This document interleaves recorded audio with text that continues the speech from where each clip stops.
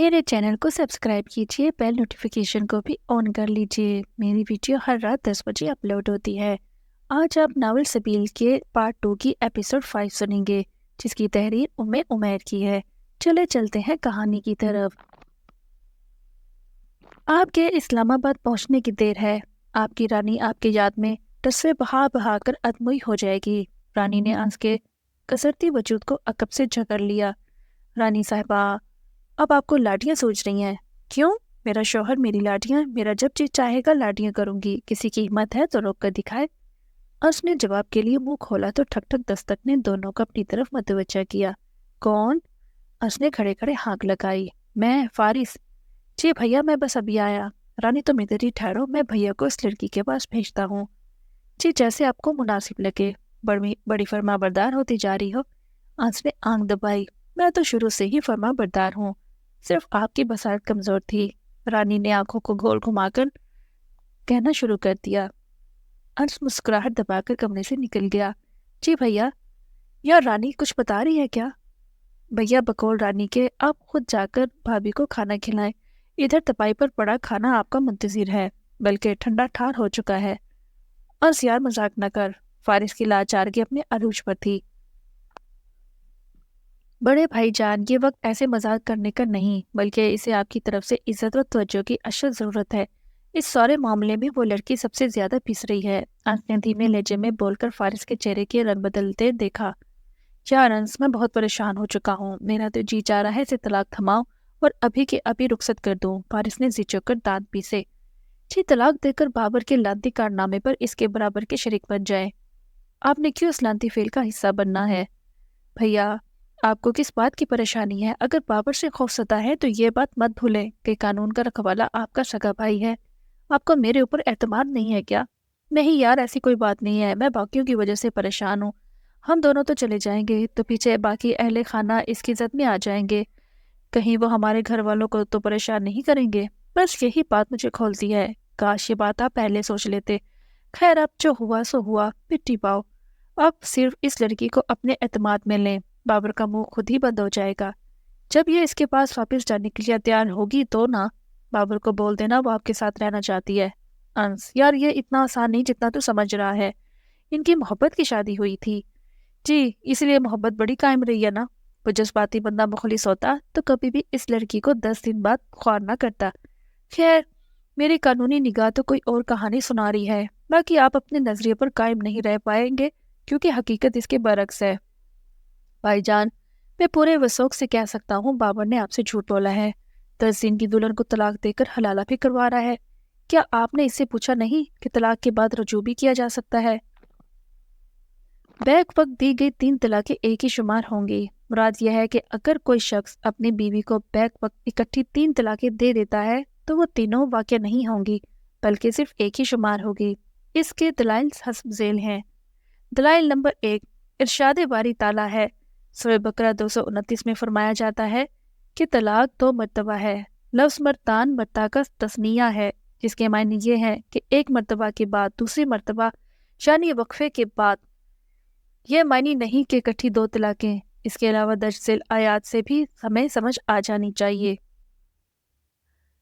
اس آیت میں لفظ مراد مرد کی جمع ہے۔ اس لفظ کے بعد 3 اوقات بیان کیے گئے ہیں جن میں وقفہ ہے، نہ کہ اکٹھے، یعنی ایک مرتبہ فجر سے پہلے، دوسری مرتبہ دوپہر کو، تیسری مرتبہ نماز عشاء کے بعد۔ لہٰذا معلوم ہوا کہ پہلی آیت میں بھی وقفے کے ساتھ طلاق دینا مراد ہے، نہ کہ اکٹھی۔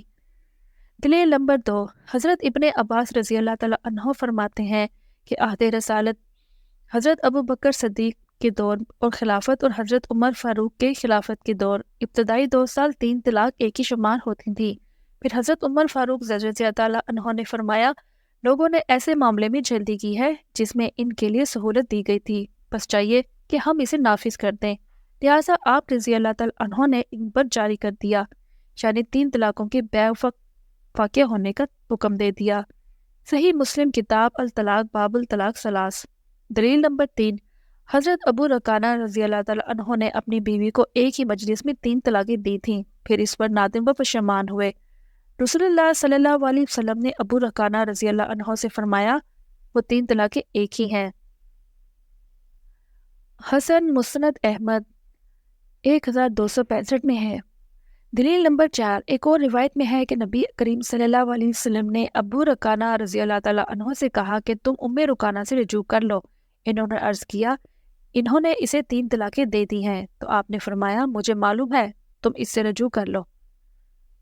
دلیل نمبر 5، حضرت محمود بن لبید رضی اللہ تعالیٰ عنہ کی روایت میں ہے نبی کریم صلی اللہ علیہ وسلم کو خبر دی گئی کہ ایک شخص نے اپنی بیوی کو اکٹھی 3 طلاقیں دے ڈالی ہیں۔ آپ صلی اللہ علیہ وسلم غضبناک ہو کر کھڑے ہو گئے اور فرمایا کیا اللہ تعالیٰ کی کتاب سے کھیلا جا رہا ہے جبکہ میں ابھی تمہارے درمیان موجود ہوں؟ حتیٰ کہ ایک آدمی کھڑا ہوا اور اس نے عرض کیا اے اللہ کے رسول صلی اللہ علیہ وسلم کیا میں اسے قتل نہ کر دوں؟ ان تمام دلائل سے یہ سب معلوم ہوا ہے کہ اگر کوئی شخص اپنی بیوی کو اکٹھی 3 طلاقیں دے دیتا ہے تو وہ در حقیقت ایک ہی شمار ہوں گی۔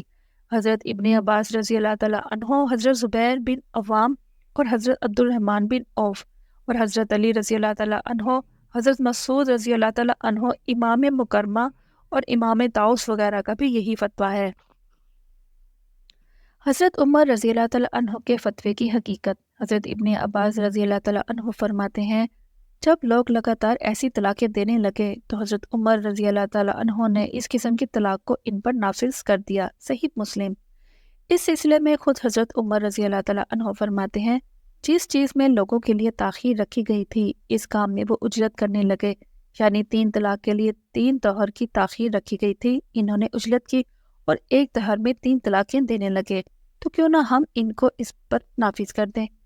لہٰذا ثابت ہوا کہ حضرت عمر فاروق رضی اللہ عنہ نے طلاق کے سلسلے میں جو خلاف ورزی ہو رہی تھی مذاکراً 3 طلاق دیتے تھے، اس کے صدر باب کے لیے بطور سزا اس طلاق کو ان پر نافذ کر دیا۔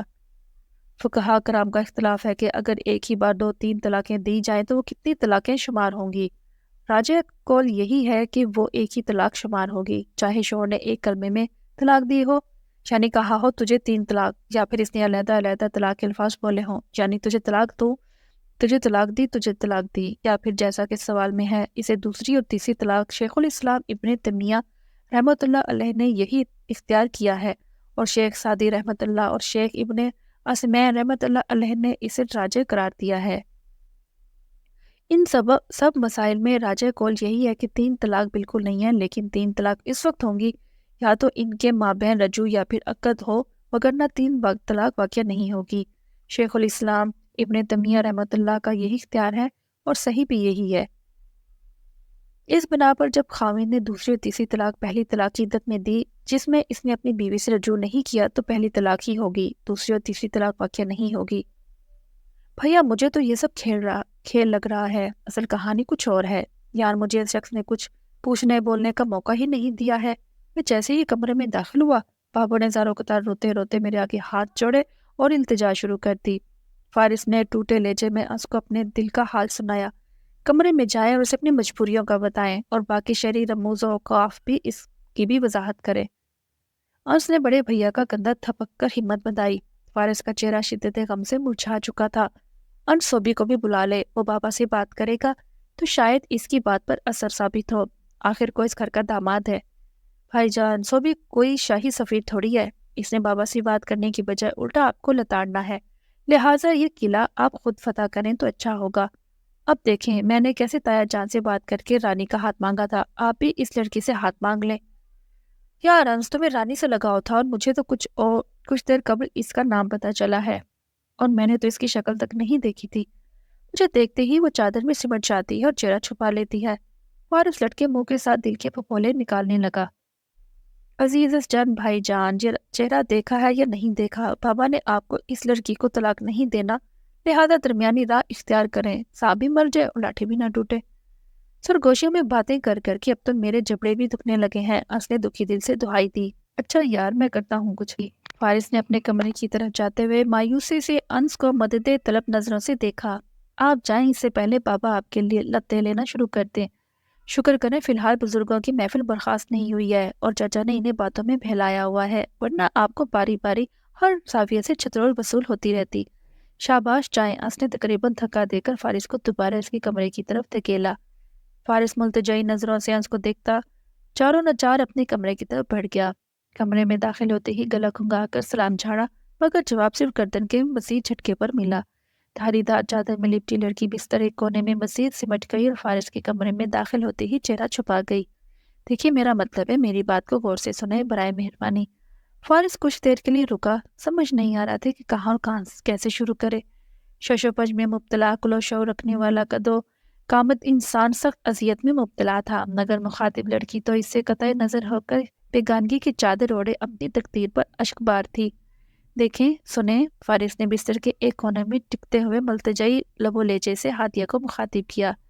ابھی میں جو بھی بولوں گا خدا رے سے غور سے سنیے گا۔ آخر فارس نے ہمت کر ڈالی۔ کچھ دیر قبل بابر نے فون کیا تھا اور اس نے مجھے مولوی کا نیا فتویٰ سنایا ہے کہ حلالہ کی تکمیل بنا ازدواجی تعلقات استوار کیے ممکن نہیں تھی۔ حلالہ تبھی درست ہوگا جب میاں بیوی کے ازدواجی تعلقات استوار ہوں گے۔ فارس کی کشادہ پیشانی شرمندگی کے باعث عرق آلود ہونے لگی۔ فارس نے لڑکھڑاتی آواز میں بامشکل جملہ مکمل کیا اور سمٹی ہستی کی طرف دیکھا۔ تھر تھر کانپتی ہادیہ کی ہچکی نکل گئی۔ خدارا آپ مت روئیں، میرا ایسا کچھ ارادہ نہیں ہے۔ میرا مقصد تو آپ کو تمام حقائق سے آگاہ کرنا ہے تاکہ آپ کسی حتمی فیصلے پر پہنچ سکیں۔ اور ہاں، فارس نے گلا کھنکارا اور جیب میں پڑے رومال کو نکال کر پیشانی رگڑتے ہوئے دوبارہ سے سلسلہ کلام کو جوڑا۔ وہ بابا میرے اس نکاح کو برقرار رکھنے کے حق میں ہیں۔ فارس جوش سے بولا، بابا مجھے آپ کو طلاق کی قطعاً اجازت نہیں دیں گے، کیونکہ وہ نہیں چاہتے کہ میں بابر کے اس لعنتی فعل میں شراکت داری اختیار کروں۔ میری آپ سے درخواست ہے کہ خدا را اپنے فیصلے پر نظر ثانی کریں تاکہ میں اپنے رب اور اہل خانہ کی نظروں میں سرخرو ہو سکوں۔ آپ اپنے چہرے کو ظاہر کر سکتی ہیں، میرے پاس آپ کو دیکھنے کے تمام جملہ حقوق محفوظ ہیں۔ براہ مہربانی میری باتوں کا جواب دیں۔ میں آپ کو کسی غلط نیت یا کسی غلط مقصد کے تحت چہرہ کھولنے کا نہیں بول رہا، بلکہ میں چاہتا ہوں کہ آپ آرام دہ محسوس کریں۔ آپ مجھ پر اعتماد کریں، میرے ساتھ اپنے دل کی بات کریں، یقین مانیں میں آپ کو کچھ نہیں کہوں گا۔ لاچار فارس نے ایڑی چوٹی کا زور لگا کر تمام تفصیلات ہادیہ کے گوش گزار کر دیں، مگر ہادیہ ہونوز ہچکیوں میں مصروف رہی۔ دیکھیں آپ رونا بند کریں۔ فارس کا چہرہ ایسے لگ رہا تھا کہ جیسے اگلے لمحے وہ خود ٹھارے مار مار کر رو پڑے گا۔ بابا پہلے ہی مجھ سے بہت خفا ہیں، اگر انہوں نے آپ کو یوں ہلکان ہوتے دیکھ لیا تو میرا کچومر نکال دیں گے۔ آپ میری نہیں تو اپنی خاطر چپ کر جائیں، آپ نے کھانا بھی نہیں کھایا۔ آپ جلدی سے ہاتھ منہ دھو لیں، پھر میں کھانا گرم کر کے لاتا ہوں۔ دیکھو بیٹی، میری اپنی تو کوئی بیٹی نہیں ہے، صرف 2 بیٹے ہیں جن کے طفیل تم دونوں ہمیں بیٹیوں کی صورت میں ملی ہو۔ مجھے فارس کے اس جلد بازی کے فیصلے پر بہت شرمندگی ہے۔ بے شک یہ فیصلہ شریعت کے تقاضوں پر پورا نہیں اترتا، اس لیے میں چاہتا ہوں کہ میری بیٹی ٹھنڈے دل و دماغ سے سوچ کر فیصلہ کرے۔ بیٹی، جس شخص نے آپ کو شادی کے 10 دن بعد طلاق دی ہے وہ آئندہ بھی ایسا کر سکتا ہے، تو کیا آپ اس پر دوبارہ بھروسہ کر سکتی ہیں؟ خیر یہ آزمائش تمہارے نصیب میں تھی، مگر یہ حلالہ مدتیں مقرر کر کے نکاح کرنا قطعاً جائز نہیں ہے بلکہ حرام ہے۔ لہٰذا فارس اور تم دونوں اس گناہ پر سچے دل سے توبہ کرو اور اپنی نئی زندگی کا آغاز کرو۔ میں کبھی بھی فارس کو گناہ کے اس فعل میں مبتلا نہیں ہونے دوں گا۔ میری غیرت گوارا نہیں کرتی کہ میرا بیٹا کسی کی بہن بیٹی کے ساتھ چند دل کھیل کر اسے میلے لباس کی طرح اتار پھینکے۔ ٹھیک ہے تم شادی شدہ تھی اور میرا فارس کمارا، مگر اس کی تقدیر میں تم ہی لکھی تھی، سو تم اسے مل گئی، مگر ملنے کا طریقہ کار خیر میل زیادہ اچھا نہیں۔ ہادیہ گردن جھکائے بنا کسی بات کا جواب دیے اشتاق صاحب کی باتوں کو سن رہی تھی۔ دل میں ہول اٹھ رہے تھے، بابر کی چالاکیاں، ہوشیاریاں، پچھتاوے دل و دماغ کو جکڑ رہے تھے۔ ایسے لگ رہا تھا اس نئے فیصلے پر اس کا دم گھٹ جائے گا۔ کمرے میں موجود فارس اور امی خاموشی سے سسر بہو کو بات کرتے دیکھ رہے تھے۔ فارس کے دل میں الگ سے ہول اٹھ رہے تھے، بار بار اسے بابر کی غداری اور خود غرضی پر خون کھول رہا تھا، مگر بابا کے سامنے کچھ بھی بولنے کی صلاحیت نہیں رکھتا تھا کیونکہ یہ سب اس کے ہاتھوں کی کمائی تھی۔ فارس کے بابا، بچی کو سوچنے کا موقع دیں۔ سلطانہ بیگم نے موقع کی نزاکت کو مد نظر رکھتے ہوئے مسرت اپنائی۔ ہاں بھائی بیٹی، تم سوچنے کے لیے جتنا وقت لینا چاہو لے لو، لیکن میں فارس اور تمہیں حلالہ سے سچی توبہ کی ترغیب دلاؤں گا، چونکہ اس پر ہمارے پیارے نبی صلی اللہ علیہ وسلم نے لعنت فرمائی ہے۔ خوب سوچ لو، اب تم اس مختصر سے کنبے کی عزت ہو، تم میرے فارس کی دلہن ہو، تمہیں اس گھر میں وہی مقام ملے گا جو رانی کو حاصل ہے۔ بابا کی ہادیہ کے لیے محبت اور دلجوئی سن کر فارس کی ہمت جواب دینے لگی، جی جہاں خاموشی سے گھر سے بھاگ جائے اور اس مصیبت کو ادھر ہی چھوڑ دے۔ ہادیہ نے بابا کی نرم گفتار پر جھکی گردن اوپر اٹھائی۔